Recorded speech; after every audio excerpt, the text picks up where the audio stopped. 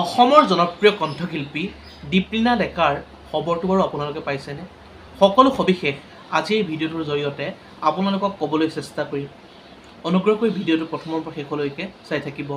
নমস্কাৰ বন্ধু বান্ধৱীসকল, আপোনালোক সকলোকে আন্তৰিক স্বাগতম জনাইছোঁ আমাৰ চেনেলৰ অন্য এটা নতুন ভিডিঅ'লৈ। কি খবৰ আপোনালোকৰ?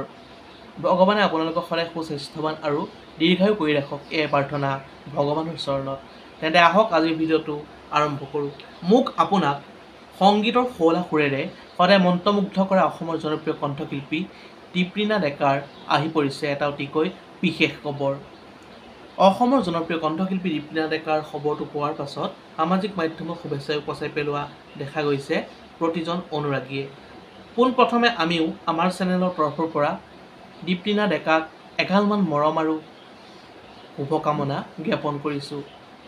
হয়, অসমৰ জনপ্ৰিয় কণ্ঠশিল্পী দীপলিনা ডেকাৰ মহানুভৱতা। অসমৰ জনপ্ৰিয় কণ্ঠশিল্পী দীপলিনা ডেকাৰ মহানুভৱতা